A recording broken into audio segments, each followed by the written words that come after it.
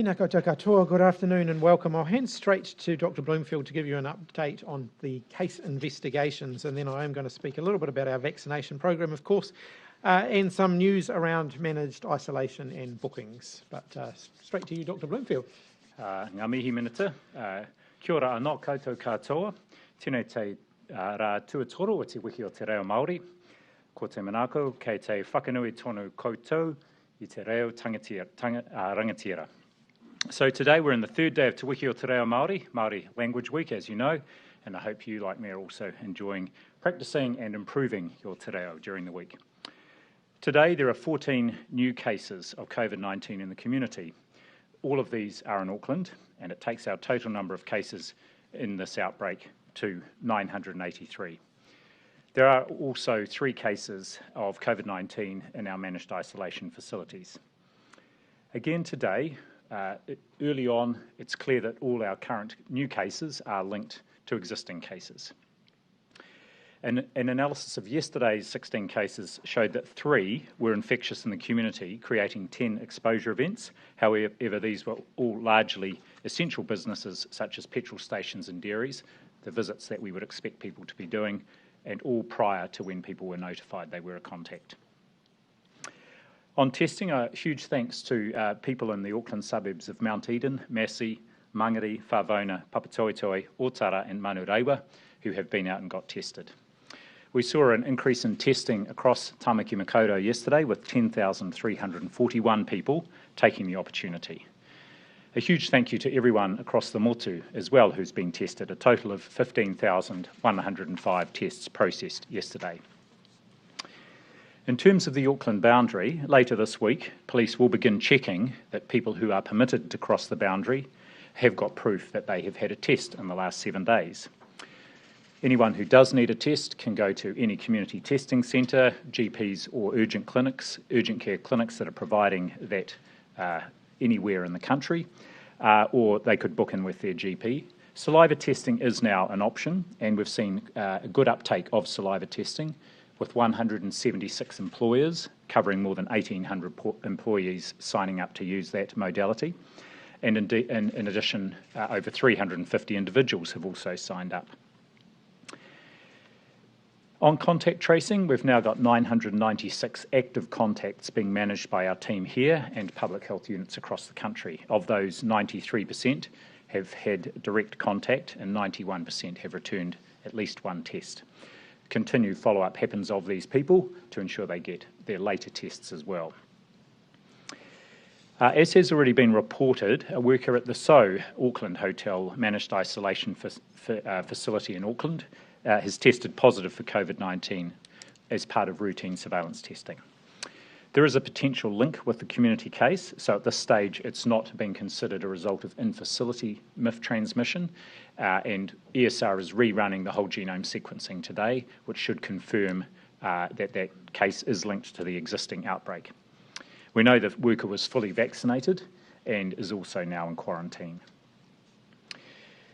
I want to emphasise the vast majority of doctors and other health professionals support our vaccination program. More recently, this has sparked a deliberate grassroots initiative of doctors who want to help answer questions that people may have about the vaccine. This is called Doctors Stand Up for Vaccination. Within less than 40 hours of this being promulgated on social media, there were more than 2,000 signatures of support from doctors, and within a week, over 4,500. There's huge support from our health professionals, including doctors, for our vaccination program, and just a very small number who don't agree with the program. There have also been claims on social media that people's natural immunity or vitamin C are sufficient to fight COVID-19, so there's no need to either get tested or indeed get vaccinated. This is not the case. This is an infectious virus that can cause serious and ongoing health problems, not just the acute infectious illness, but, as you know, long COVID symptoms. And so on to an update about treatments for COVID-19 in New Zealand. Yesterday, I noted my warning about potential misuse of ivermectin, which hasn't been shown to be safe or effective for the treatment of COVID-19. However, even though there have been relatively few cases in New Zealand, we are up to date in terms of our knowledge and use of appropriate treatments. We have good processes in place to assess emerging and new treatments and a fast and proven approval process when we decide on which ones we want to use here. Just a note on how the main medications and treatments for COVID-19 work. COVID-19 infections cause two major issues in people. First of all is the viral attack on the body and the harm that causes in and of itself. And the second is that in some cases the virus can trigger an immune reaction which can cause further problems. So new treatments are now being investigated and indeed used to cover both these areas, and they concentrate on three domains. First of all, antiviral drugs that limit the ability of the virus to replicate and thrive in the body. An example here is remdesivir, which has been used for quite a while internationally and is being used in New Zealand. There are then, secondly, medicines that calm the immune system overreaction that is prompted in some patients, and particularly those who end up very unwell and in ICU. An example here is dexamethasone, which is a standard and widely used steroid, and it's been part of our routine treatment protocols here for some time for people who are very unwell in ICU. And then third, there are antibody treatments that help the body fight the virus. Studies have shown that one of these, a monoclonal antibody called tocilizumab, may help hospitalised patients by reducing the severity of their infection and the length of time they require in hospital. Pharmac recently completed consulting with clinicians on funding tocilizumab for the treatment of moderate to severe COVID-19 in New Zealand. They will make a decision soon about its ongoing funding, but in the meantime, it has already been used and funded by Pharmac for treatment in more than 30 patients through an exceptions-based process. There are several other monoclonal antibodies in trials or approved overseas under emergency authorisation, and Pharmac is actively discussing those with the manufacturers and suppliers. Two new treatments are showing the most promise. The first is Ronapreve, which is showing benefit in the early treatment of COVID-19 and can help cases from developing. It complements rather than replaces vaccination, as all these treatments do. An application has been made to MedSafe in the last couple of weeks, and the UK counterpart of MedSafe has actually approved that treatment in the UK. MedSafe is looking at all the evidence to see if this is a medication we will want to use in New Zealand, and then Pharmac will move on the funding of it. A second promising monoclonal antibody treatment is sotrovimab. This is another one that is similar to Ronapreve, and it complements rather than replaces vaccination. Some good data coming through from evidence in trials, and MedSafe has not yet received an application. However, the Ministry is engaging with Pharmac to already explore potential supply options and encourage an application for approval through to MedSafe. In the meantime, any of these medications can be prescribed by a doctor if they are indicated and if available here. Even if there's not an approval through MedSafe, they can be prescribed off-label. We have a technical advisory group of clinicians who meet weekly since late August, and it's providing updated advice to us all the time on emerging treatments. Finally, a shout out today for our midwives, in particular those working in Tamaki Makaurau during Alert Level 4. As you would imagine, much of their work is face-to-face and with the usual protections and use of PPE to ensure that pregnant women get the care and services they need. Happily, babies don't know it's lockdown and they continue arriving. It's timely to remind anyone in the country who is expecting a baby about the importance of getting vaccinated. We have seen some unvaccinated pregnant women arriving in hospital with COVID-19, quite unwell as a result of the virus. It's now very clear from experience globally and our experience here, with a large number of pregnant people now vaccinated, there are no additional safety concerns with getting the COVID-19 Pfizer vaccine. It is safe at any stage in pregnancy, and vaccinating during pregnancy also helps protect your baby, as there is evidence that infants can get antibodies of the virus through cord blood and then once they are born through breast milk. Most importantly, the vaccine will keep pregnant women out of hospital and indeed, if they're very unwell, out of ICU. Birth is a time to celebrate, not a time to worry about the effects of COVID-19. Hei anō, Ka nui tēnā, kia ora koutou katoa. Back to you, Minita. Thank you, Dr. Bloomfield.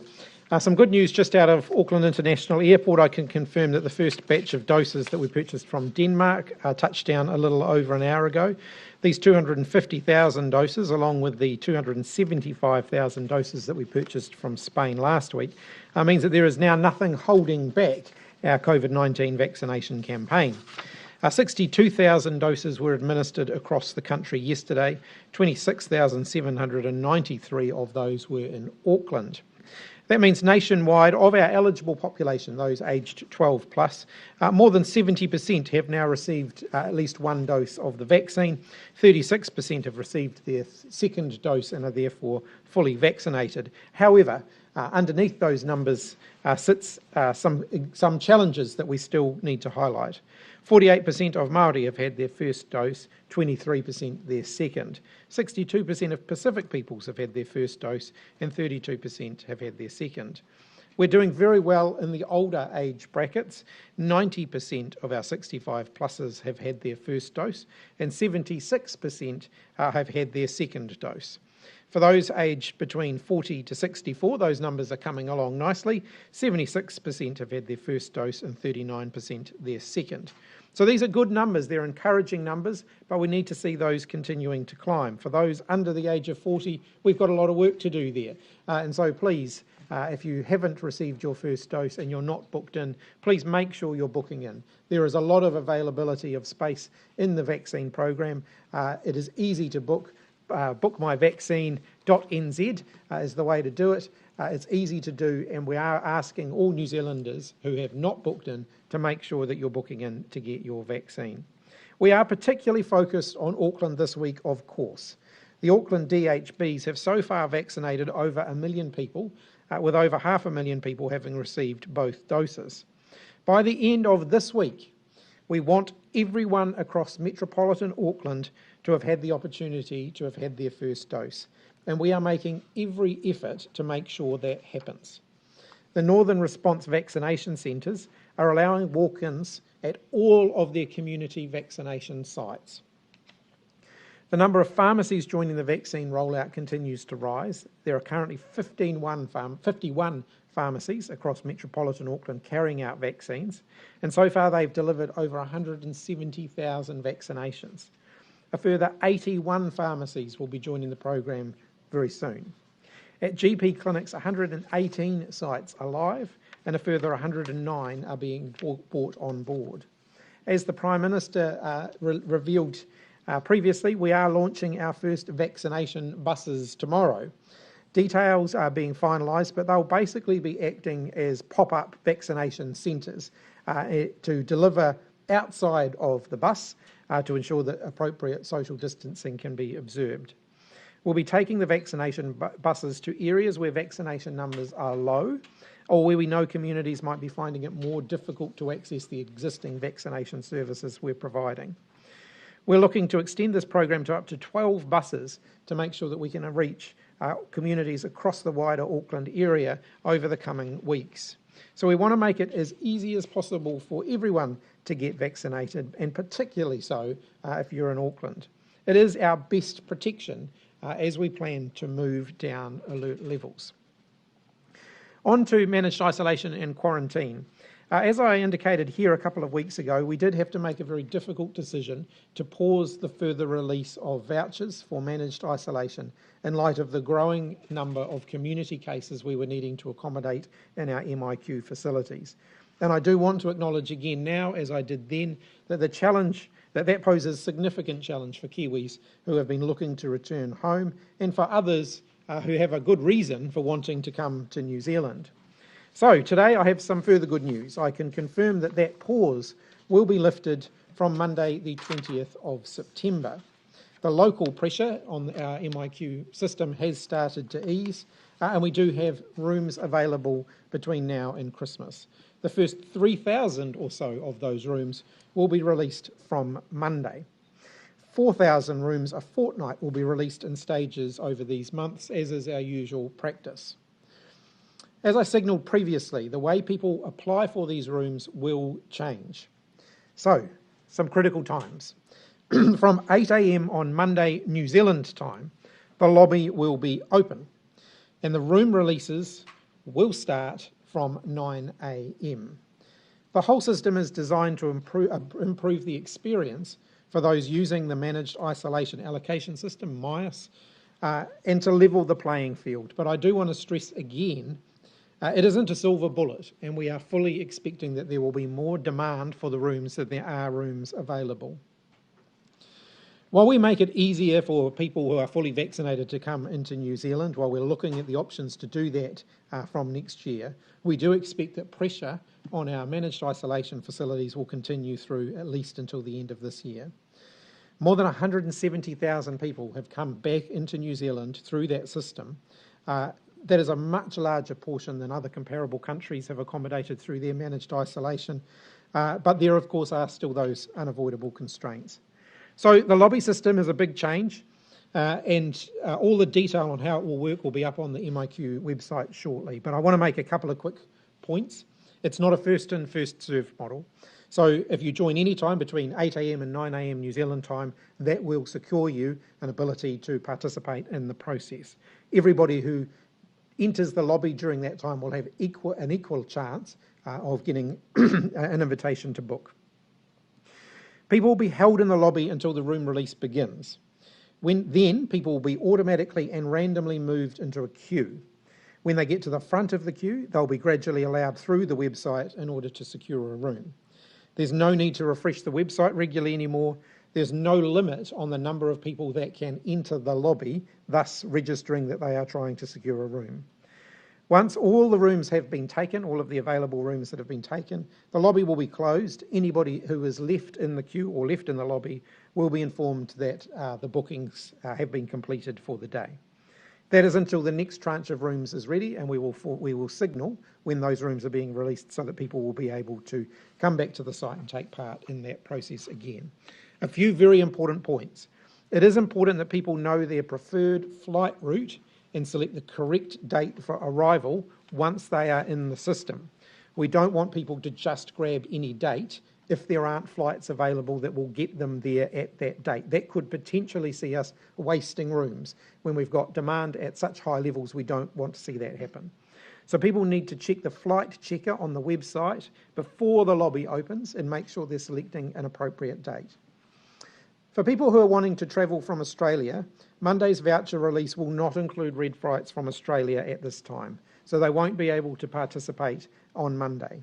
However, we are planning another voucher release in September, which we do expect people in Australia to be able to access.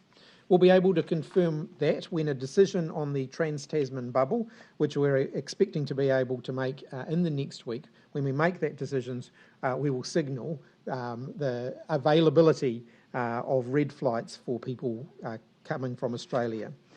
So for people who, and I also just want to remind anybody overseas, Australia or anywhere else, that where there is a need for urgent travel, you don't have to chance your luck with the MIAS booking system. There are criteria for urgent travel, and we have rooms ring-fenced for that. So if you meet those criteria, if you do need an emergency allocation, please check the website to see whether you meet those criteria and put an application in for those.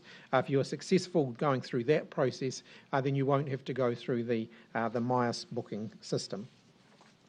So with that, happy to open up for questions. Jessica. So this system is now based on luck rather than on need or the length of time you've been waiting. Why is that better? We've got an emergency allocation, so those with a pressing need, with an urgent need to come home, they can come home. And if there is time sensitivity around that, we work very hard to try and accommodate that within the emergency allocation system. This new process that we've put in place means that the luck is equally shared, rather than whether your web browser is faster and you're refreshing faster, or whether you happen to be online at the time the rooms are being released. So we're trying to give everyone an equal opportunity here. People like Morris Williamson are suggesting a point system. So if your need is greater, if you've been waiting for longer, is that something you considered for this? There's a lot of complexity with a points-based system, and for a 2-week stay in managed isolation, standing up a booking system that was based on, what would effectively be quite a detailed needs assessment where people would have to be able to produce evidence that could be verified, the burden associated with that would be significant. So if we think about the nearest comparable example, it's people applying for visas. You apply for a visa, you work your way through the point system. It takes months to process that. There is an army of people who go through and verify all of that documentation. If we were going to do that for managed isolation rooms so that people could, secure a 2-week booking, that would be a huge system, and it would potentially mean it would take a lot longer for people to be able to access vouchers. Do you have an idea of what the demand will be, like roughly how many people might be in that lobby? I think the first opening of the lobby will certainly give us an indication of that, and so I think that will be useful and help us to inform future voucher releases and so on. But I do just want to reiterate again here the importance of people making sure that they've got their flight details and things sorted so that they're not just jumping online and booking anything that's available, because that would potentially mean that it's not going to be, we wouldn't get the most use out of the rooms we've got available. You have some sort of idea, do you, based on previous? Well, there's a lot of Kiwis out there. As to how many of them are looking to come back into New Zealand, we don't have an accurate gauge on that. Coming over here. Thank you. Kiwis have previously been up against bots and third parties. Can you guarantee that this new system isn't gameable? The lobby system is designed to ensure that bots can't, that digital bots and algorithms can't access it. In terms of third parties, there's no way of absolutely locking down the ability for someone to get someone else to book a voucher on their behalf. Sometimes there's very legitimate reasons why someone might be booking a voucher on behalf of somebody else. It is not something that we encourage, but there can be legitimate reasons for it. But it'll be a very, very difficult thing to stop. So the system was designed so that bots can't game it and Kiwis have a fair chance? That's correct, yes. And just to follow on that, is it fair that superannuants are having their pensions cut because they can't get spots in MIQ and get home in time? Look, I know my colleague, the Minister of Social Development, has been working on that issue. I mean, ultimately that sits within her portfolio area. So I direct you to her. I just haven't had a chance to talk to her about that in the last few days, but I know that that is something that she has been working on. You've raised it with her that there is this issue of Kiwis stuck overseas and they can't get home in 26 weeks because of actions. I know that she is well aware of it. I don't want to make any pronouncements on her behalf. That's ultimately her domain, but I'm aware that she certainly is aware of all of the issues around that and has been doing work on that. I'd get you to direct your question to her. Look, forgive me if you already said this. How far in advance are the first tranche of flights? So what time period will they cover? And then how far in advance will the lobby keep being opened up for flights in the future? So this deals with bookings between now and December. Typically, we release the closer bookings in larger numbers and hold back some of the further advanced dates, but we release some of the further advanced dates. So we won't be releasing lots in December, but we will be releasing some in December. We'll be releasing quite a lot of the October capacity that's available. We'll be releasing quite a lot of that next week. There are some bookings that are quite short notice bookings, space available. So some that starts in September. So some of that will be released pretty much everything that's left in September will be released next week. There's not a lot of it, but what there is will be released next week. Quite a lot of October, a little bit of November, a little bit of December, and then obviously as we go along, we release more of those forward months. I'll come up to Mikey. Minister, is it ever acceptable to be deporting people during a global pandemic?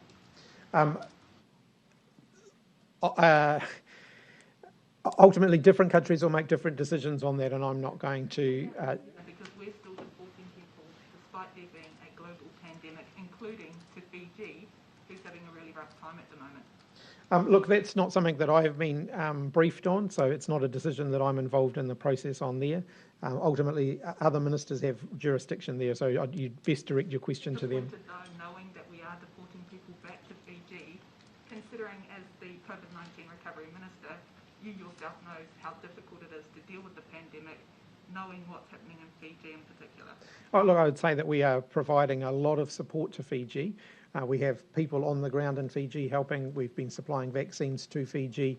as a global community, yes, we are all in this together. The issue of deportations is not one that I'm in a position to comment on, though. Are you confident that on Monday that the MIQ website itself will be able to deal with the sort of onslaught of people in the lobby? That's one of the things the lobby is designed to achieve. One of the risks that we had previously is if we foreshadowed when we were going to be releasing rooms for booking, and everybody jumped on at the same time and tried to book them at the same time, the whole thing would fall down. So this is a way that we can allow people to get on the website. They can register their interest in booking a room. They can do that in very large numbers, and then the system then manages the through demand as they go through the booking process to make sure that the site can cope with that. Because clearly, if there are tens of thousands of people trying to access rooms all at the same time, that's going to create problems, and so this will avoid that problem. Dr. Bloomfield, with the vaccination rates, why are some DHBs lagging behind? Why are some DHBs getting ahead with vaccination rates, and why are others lagging behind? What's being done to work with those DHBs? Yeah, so every DHB has for some months put up a plan of what of how they're going to go about vaccinating, starting with obviously groups 1, 2 and 3. I'm not at all bothered about about DHBs getting ahead, and I think it's always relative. Then some DHBs are below the average, but all DHBs are delivering ahead of what their original plans were. There is no problem now with capacity in the system to deliver in any DHB, so the opportunity is there for people to be vaccinated. Why is that happening? Is it population density? Is it because some people are making it, some DHBs are making it easier? Why do you think that's happening? Different approaches taken by different DHBs and different sequencing really of how they are bringing on general practices, pharmacies and different approaches. And I guess if you look at, say, some of our DHBs that have got more rural populations, then they need very specific initiatives to get out and get to those populations. What I am confident is that every DHB has the capacity and the different approaches in place to ensure that all their population can be vaccinated by the end of the year. One of the things for letting people out of MIQ when they're a case is obviously the symptom check. How can you be certain that an asymptomatic case is no longer infectious without testing them? Well, there are a couple of things that are done. First of all, there's a clinical assessment to make sure that they haven't had symptoms for at least a 10-day period, for at least a 72-hour period, and that it's at least 10 days since their symptom onset. And in fact, on that latter, because of Delta, and one of the things we've had advice on is we've increased that to at least a 14-day period before people are adjudged to be recovered. So everyone's being judged at 14 days now? Well, that has to be the 14 days, a minimum of 14 days, plus at least 72 hours with no symptoms. And Minister, there remains concern that outbreak response was not closely focused enough on the needs of Māori and Pacifica people. Do you think in hindsight you could have done better? With every outbreak that we've dealt with, every COVID-19 related issue that we've dealt with the benefit of hindsight, you'll find things that could have been done better. We absolutely go through a process of making sure we identify those. So where the response can be sharpened up, of course, we debrief, we look at that. Some of that actually happens in real time. So where we're identifying that there's improvements that can be made, we try and make them as fast as we can. But of course, we will always look back whenever there's been something like this and say, if confronted with this again, are there things that we would change? Those communities No, I think that the overall approach to COVID-19 elimination in New Zealand has served our communities incredibly well, and our Māori and Pacific communities in particular, who we know could have some very adverse outcomes if COVID-19 was allowed to spread within our community. So I think all New Zealanders have been playing their part in driving COVID out of the community again. That protects our most vulnerable. It protects everybody, and so I'll absolutely stand by the decisions that we've taken in that regard. Are there going to be things at the margins where we could say, well, we could do that better? Of course there will be, and we always look for those. I'll come over to you, Amelia. On people coming from Australia unable to be part of the Monday release and an announcement on the Trans-Tasman bubble coming next week, are you signalling that you could resume green zone flights with some states? No, I'm not. It's just that without wanting to get ahead of the decision there, There's issues around flight scheduling and a whole lot of other things that need to be worked through before we can give any certainty to people in Australia. But my clear message to people in Australia is I wouldn't be banking on the Trans-Tasman bubble reopening anytime soon. I'll finish that if you want. So they're likely to have to use the MIQ system, the bubble's out before Christmas. I wouldn't necessarily, well, I don't want to put a particular timetable on it. That's one of the things that the Cabinet will have to make a decision on if we are extending the suspension, and I think that is likely. We'll have to make a decision about for how long we are doing that. And then, of course, there is a whole lot of decisions that flow from that around flight scheduling and all of those sorts of things. We will have answers to that within the next week or so. Look, just on the vaccine rollout, possibly with you, Dr. Bloomfield. Obviously, the daily numbers have come down from the elevated peak a couple of weeks ago. I mean, does it look like at this point now we've actually seen the peak big days, and now we would expect, just given the amount of population that's vaccinated, that would continue to come down? Well, I know the Minister has aspirations here, and so do I. I would hope that we have days where we exceed our previous peaks, and hence the message. And I'm pleased to hear that there are going to be a range of media channels that are going to be supporting this. It's incredibly important we get our vaccination rate up as high as possible. And that means everybody who is eligible getting out there and being vaccinated. And I hope that as part of that, because the capacity is there in the system, that we actually exceed our previous high points. So the ultimate answer to your question, Luke, is those under the age of 40, that's who it comes down to. So if we see large numbers of people under the age of 40 coming forward and booking in, so that their vaccination levels start to match those of older age cohorts, then we will continue to see a high level of vaccine delivery in New Zealand. There is no risk around supply now. We have got plenty of vaccines available. We've got plenty of capacity available. It now comes down to Kiwis booking in and coming forward and getting their vaccines. And just on school holidays, yesterday you said you're receiving advice from the Ministry on whether to pull them forward. What's the thinking behind that? Are you leaning away particularly one way or the other, particularly in Auckland, for what might happen with school holidays? Look, I'm working through all of the ins and outs of that. I do want to acknowledge that it is quite a complex decision. It's not just a cut and dry issue. I want to acknowledge the parents. They've been at home for a long period of time with their kids. That creates some challenges. I will certainly be looking at what's best educationally for the kids. I want to acknowledge that there's some very strong feedback from the teaching community about the prospect of shifting school holidays this late in the year, given all of the other pressures that go on towards the end of the year. And I also want to acknowledge that the last time we did that, it was at the beginning of this whole process. Teachers hadn't been teaching from home for that period of time. They have actually been teaching from home over the last month. So there's a lot that we've got to work through. We haven't made a final decision on it yet. There are arguments both ways, and so we'll make a decision ultimately based on what's going to be best educationally for the kids. Are you concerned that, particularly in Auckland, the ongoing, basically Zoom classrooms, do you have a concern that they are really exacerbating existing inequalities within the system? If you look at the digital divide existed before Covid-19. Covid-19 didn't create it, but it certainly highlighted it. And we've done a lot of work over the last year and a half to start closing that digital divide with, getting internet connections to those households that didn't have them, getting digital devices out to kids that don't have access to them, and so on. But have we nailed that problem? No, we haven't. And the level of distance learning capacity within schools does vary. So some schools are still using hard packs of printed materials for kids to learn at home. Others are fully digital and engaged. Whole lot of different models being used out there. So yes, that creates some unevenness and some challenges. Now, the best place for kids is still in school. It's still, we want to have them in school as soon as we're able to do that.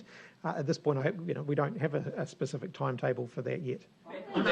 So I'll come up the back. Back on vaccines, Minister, have you seen any increase in bookings since you've made the plea to Aucklanders in particular? I'll perhaps ask Dr. Bloomfield to comment on that. I think there's been both an increase in bookings and also an increase in people going to the ones that don't require a booking, like the drive-through ones. There is still plenty of capacity, so roll on up. The bookings are still solid for the next 2 to 3 weeks, and so we want to complement that with people also just turning up. And as the Minister said, all the vaccine centres there will now take walk-ups that will keep slots available for anyone who just wants to turn up. All according to plan, Auckland should be going to level 3 next week. Should Aucklanders expect to be spending at least a full cycle, 14 days, then in level 3? Look, I think when we confirm decisions around a shift in alert level for Auckland, we will foreshadow some early thinking on timeframes and timetables. There's still a lot of water to flow under the bridge, and of course, as we know with the COVID-19 response, there are no certainties here. So you have to review everything every day based on what new information you're getting. But I'd say there are some encouraging signs. So Dr. Bloomfield has already talked about the case investigations today. We're seeing fewer unlinked cases. We're seeing that while there will still be some bumps in case numbers, particularly given that we're seeing some larger groups of close contacts, that doesn't necessarily cause additional alarm. If there are people who we were already expecting could potentially be positive, that doesn't necessarily mean that there's something to be worried about. If we saw a sudden surge in unlinked cases, that might be something that we'd be more worried about. But trends are heading, generally speaking, in the right direction. But, you know, you never say never because things can change, and they can change quite quickly. We'll come down the front. On the trans-Tasman bubble, following from Millie's question, what are some of the options on the table, considering it's unlikely that it will reopen from Monday or the next week? What are some of the options on the table? Is it possible or viable that you could say no Aussie bubble until the end of the year? They're certainly possible. I think I don't want to preempt a decision that Cabinet might take. I think it is, are we going to be in the next week reopening the trans-Tasman bubble? I think people can see what's happening in Australia and what we're still grappling with here in New Zealand and know that that's a pretty unlikely prospect. As for how long that, you know, the suspension of the bubble could go on for, that is something that the Cabinet will be looking closely at next week. And when you make that decision, will that be more a case of saying, hey, we'll keep suspending it for 2 months, or giving a date at which it will reopen? I think it's more likely that it will be a rolling series of decisions because we just don't have certainty around the bubble at this point. It has a Jessica. couple of things to do with the lobby. Yes. How many people can fit in the lobby at one time between? My understanding is it's unlimited, so people can just continue to sign up and get in there. And also, if people then go on and cancel those rooms, they don't need them, what happens? Do they just get wasted? No, they because get. It's another 2 weeks. They'd be reallocated out. So we do regularly release rooms that have been cancelled. We do that quite frequently. So that'll continue. So you'll have this lobby system, so the 8 till 9 on the Monday morning, that'll take place with those big bulk, and then any cancellations, people will still have to keep checking in daily if they miss out. Look, we'll ultimately look at see what the overall cancellation rate is. Whether it's, you know, I think as much as we can, we'd like to group rooms into the foreshadowed release of rooms. We haven't made decisions yet on whether there'd be out of cycle, if you like, re-releases of short notice vouchers, for example. Decision hasn't been taken on that yet. Amelia. Oh, sorry. Yeah, actually, I'll come down to you in front. Sorry. Then I'll come back to you. Dr. Bloomfield, just following up on what you were saying earlier, that there's been more people who've come forward to get the vaccine. The figure at the beginning of the week was 23% of eligible people haven't signed up yet. Has that? Do you have an updated figure for that? I'll come back to you on that. I don't have that figure in front of me. And then in terms of that, you know, yesterday you had to comment on ivermectin. Today you had to speak about the medical approaches that can be used for COVID. The chief coroner this morning had to speak about the death of a teenager. How significant is the issue, and this is for both of you, of disinformation and misinformation when it comes to getting to that final 23% who haven't moved yet? Well, the information about the vaccine has been out there for some time. And I guess I don't think it's so much information, whether it's the right information or mis or disinformation. The important thing is that we make sure everybody knows how they can get the vaccine and why it's important for them to do so. We've seen even just from this outbreak in Auckland, and I think it's given many people, in particular Aucklanders, a reality check that actually the virus is not just real, but it can be harmful. And it has had people in hospital and people in intensive care. It has affected hundreds of people in Auckland. The vaccine is highly protective against having symptomatic infection and getting very unwell and dying from this infection. And we've seen that even in the cases we've seen in Auckland. So I think people need to understand that and take up the opportunity. We've got a very good, very safe vaccine.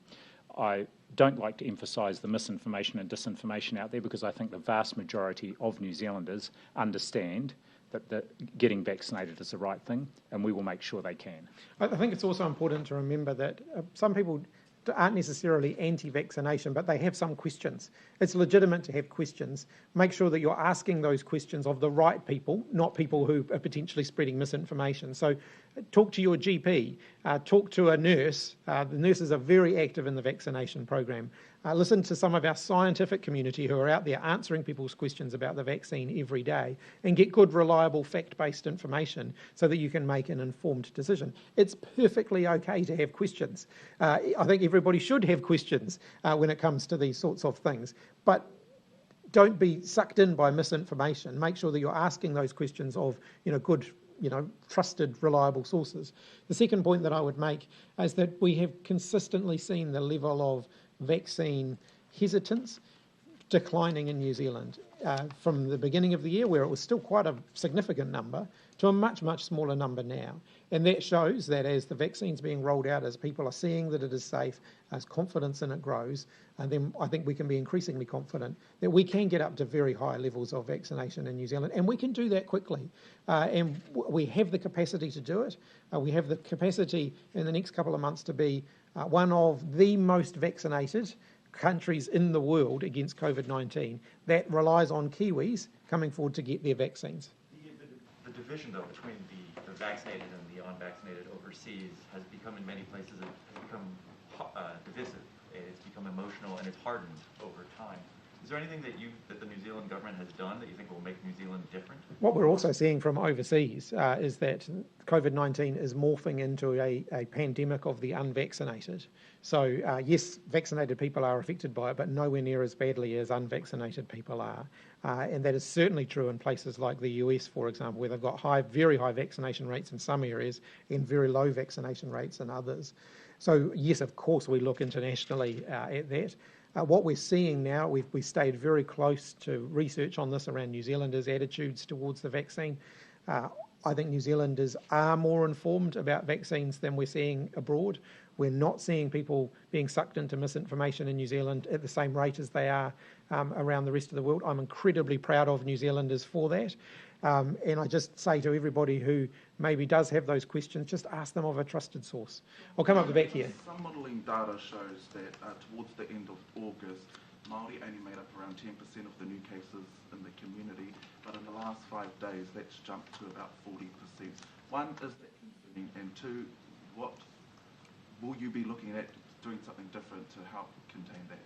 So we're working very, very closely with our Māori and Pacific health providers. Our vaccination rates there, particularly for Māori, but also for Pacific New Zealanders, are not as high as they are for the rest of the population. And we've got a much younger age cohort in our Māori and Pacific populations. And we know that generally speaking, the younger age cohort is potentially more difficult to reach than the older age cohort is. And so, yes, of course, we're going to be pushing out to make sure that we're doing everything we can to make vaccines as widely available as possible. So it's about encouragement, but it's also about going to where the people are, making sure that the people who are going to where the people are able to provide them reassurance, to answer their questions, to give them good, impartial, fact-based information so that they can make informed decisions. So you'll see more and more of that happening. The other data that shows that Māori are 50% more likely to die from COVID, are these numbers not concerning enough to try and change the way that services or other than vaccines are delivered to Māori communities? Oh, well, I know the Director General would like to make a comment on this too, but I would simply take my hat off to our Māori and Pacific health providers who have been working incredibly hard to reach into those communities, to make sure that they have good information, to make sure they have access to the vaccine. And I would simply condemn those who are trying to undermine those efforts. Can I just make a quick comment there? I think one of the things that's really impressed me about the vaccination program this year, and also the response to the outbreak over the last 4 to 5 weeks in Tamaki Makaurau, is the extent to which our Pacific and more recently Māori providers, as we've seen a bigger proportion of the more recent cases have been Māori, have been involved in the testing, and also the sort of provision of manaaki support to those whānau that need that. In terms of the vaccination program, I can absolutely say we have had those providers involved right from the start, and you saw through the first 2 to 3 months that actually the rates for our over 65s were highest amongst Māori and Pacific, and that was explicitly because those providers were leading efforts and getting right out into those communities. So I think we'll see a continued strengthening of both the relationships and of those providers with further investment off the back of both the vaccination program and also the outbreak response. We'll come here and then back up the back. There's a report this morning of a person who this week breached the Auckland lockdown and travelled to Whakatane, and they're facing prosecution now. So do you give any details about that situation, and I guess how they may have managed to get out of Auckland, and if they're vaccinated, tested, that kind of thing? Ultimately, those are issues for the New Zealand police who enforce the lockdown rules. And in the case of people who are permitted for movement, around essential movement, those are questions for MB who make those, or MB and Health who make those decisions.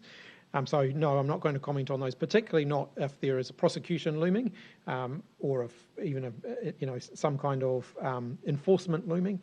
Those are ultimately matters for those agencies. But I just simply say again, the vast majority of people in Auckland are doing it tough for the rest of the country, and we thank them for that. And the actions of if there are a handful of people who aren't doing that, they're undermining the collective team effort, and they shouldn't. And also just, there's another report this morning about a small outbreak among a Mongol mob chapter in Tamakema. Did you have any sort of details about that and any specific supports that have been kind of offered? Look, all I would say again is that we share information that we collect from people where there's a public health rationale to do so. We don't typically disclose the background information on positive COVID-19 cases or their contacts unless there is a very good reason to do that. I don't intend to start doing that now, but what I can do is provide reassurance to everybody that we're seeing a great amount of cooperation and willingness to engage from the communities of all of those who we are seeing, testing positive in the current outbreak. Sorry, I promised you back over there, but we'll come back over here. Thank you. Can you just clarify how often the MRQ rooms will be released? We will foreshadow. They'll be regular, so weekly, fortnightly.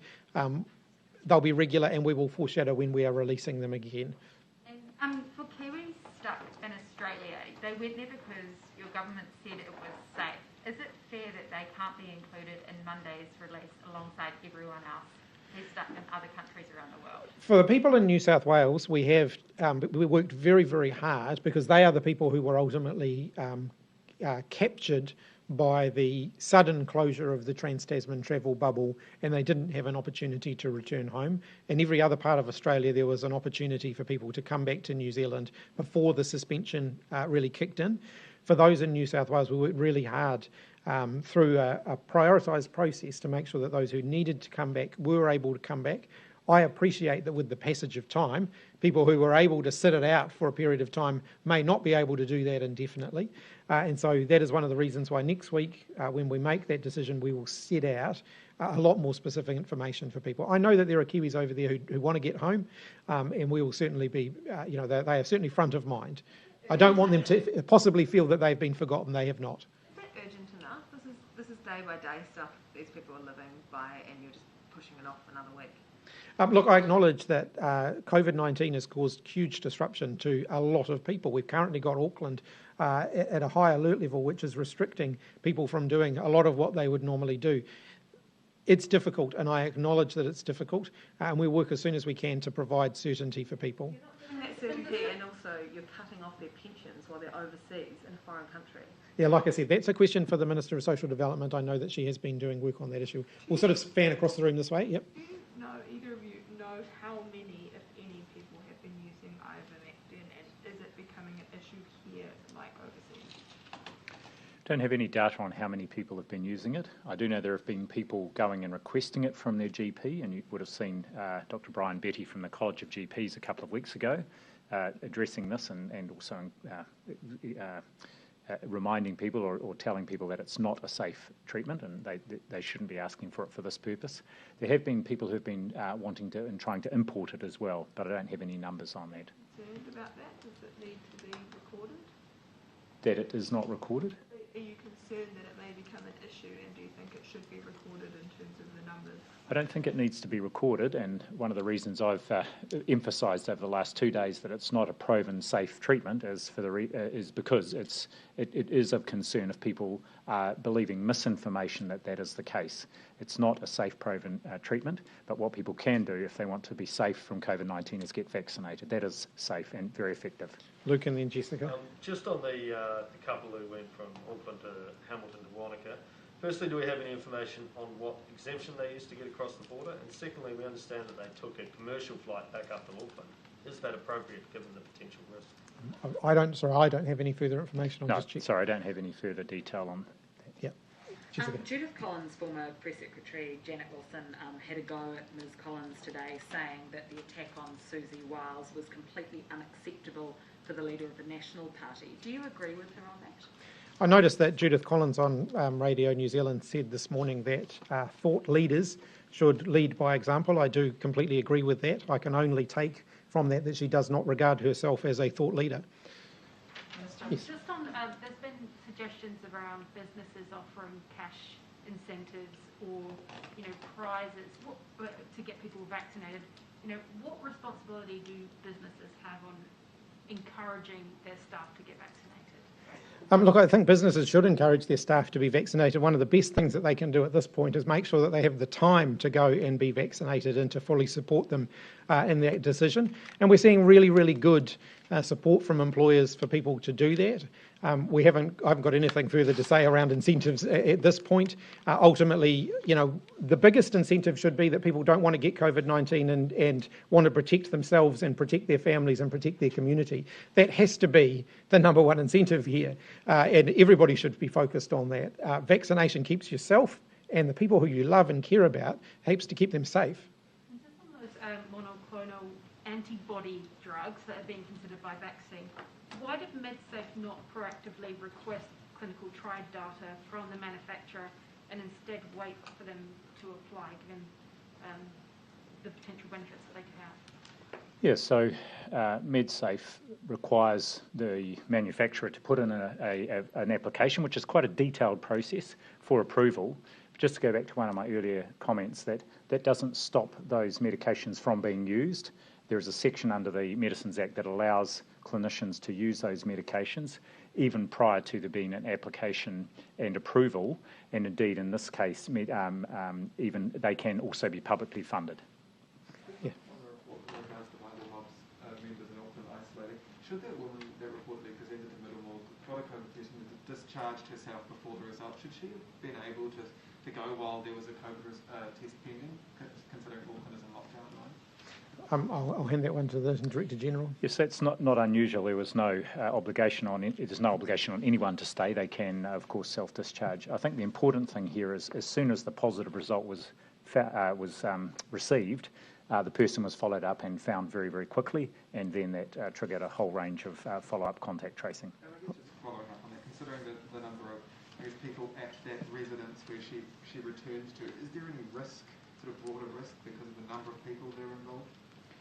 Well, actually, the residence she returned to was with her whānau, which included her partner and a young child. And, of course, what I can say, and as the Minister alluded to, both she and others who may have been contacts have been very well engaged and cooperative with the follow-up contact tracing. So that's really what we're after here, is we need to find cases and we need to just stop any further spread. And in that case, there's nothing that I'm concerned about. Lucky last. The vaccine data released today shows that only about a third of Group 4 have not yet been vaccinated, but that rises to 60% for Group 3. Do you know why that might be, or have any concerns about that? Look, I think there's potentially some data issues in there, and that some of the estimates of the size of Group 3, some of those people could have actually been vaccinated as part of Group 4. So happy to go away and sort of crunch that down. I don't know whether the Director General wants to add to that, but I know those earlier groups, of course, are ultimately subsets of Group 4. And so some people will have been vaccinated through Group 4 that could have counted in groups 1, 2 or 3, but have ultimately been counted in group 4 instead. Yeah, I would just add, I think that the important thing, if you think about group 3, we should really be looking across combined both groups 3 and 4, what the coverage is. Groups 1 and 2 are a little bit different because they're in higher risk, usually higher risk occupations, so we're particularly interested in getting them fully vaccinated as soon as possible. Across the past couple of days, or the past couple of weeks actually, each day there's been at least a few cases that were infectious in the community. It's not usually a large number, but a few. How low does that number need to go for you to feel confident putting Auckland in level 3, with this likelihood that there might still be a couple cases each day that are infectious while they're in the community? I've never put hard and fast numbers on anything. Ultimately, you look at a range of different factors. Yes, that's one of the things that we'd look at. So are we seeing unlinked cases? Are we seeing people who are active in the community? What's the nature of their activity in the community and the level of risk that comes from that? How many people do we have isolating in the sense of known contacts who are isolating that we're waiting for test results for? How many do we have test results for, and what does that tell us? These are all things that we look at. So there aren't hard and fast rules here. You do have to, I guess, digest quite a range of different information in making decisions around alert levels and future courses of action. All right. What did you think of Jeff Collins' attack on Susie Wild? Like I said, I just, I think we should all lead by example, of course. We should be kind, and we should sometimes reserve our judgment on others. Thanks, everybody. Any ideas or favourite front runners for the vaccine bus? Sorry, I don't have anything on that. Prime Minister might update tomorrow on that.